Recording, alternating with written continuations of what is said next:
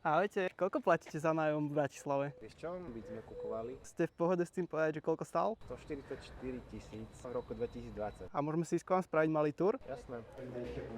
Wow, portál do iného sveta. Všetko sa vlastne tých dverí odvíjalo. Držíme tú líniu v celom byte. Bola to totálka prerábka od podlahy po strop. To bol vlastne dvojizbák, to bol cieľom návrhu spraviť z toho plnohodnotný trojizbový byt. Koľko ti zoberie takáto prerábka? My sme to riešili cez COVID. Ten čas išiel úplne inak, tak to zobralo rok. Tento nácvetlík, čo to je za materiál? To bol laminát. Tie vonky som tam riešil, aby to nebol taký celistvý materiál. Tu pozerám, že lištička pokračuje. Keby si klientovi povedal, že tak tomuto prepichne nácvetlík. Všetci povedia, že nie. K tomuto mi povedz viac. Toto nevyzerá vôbec lacno ani ľahko. Sú tam zakomponované pôvodné tehly, je to zrobené z odpadu stavebného, je to len povrchová úprava. Stena je čo? Predajú sa také oblúkové várnice z porobetónu. Čo je v tomto byte plnom kreatívnych vecí váš najobľúbenejší kreatívny prvok? Kreatívny pre mňa je proste najkuchyňa, ja milujem.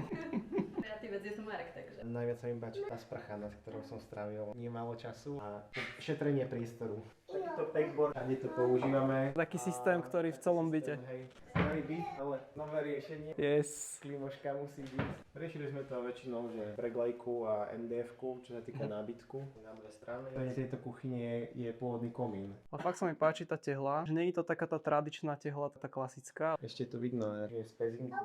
Aj teba to udrží?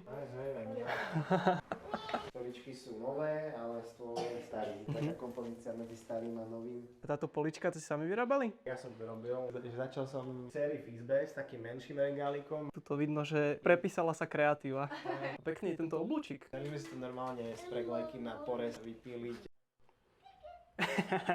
To za postelou je čo? To bude úplne nejaká halus. To poťahová látka na gauče, ale to, že to je mäkké, tak je to izolácia na vodovodné potrubie. To je brutál.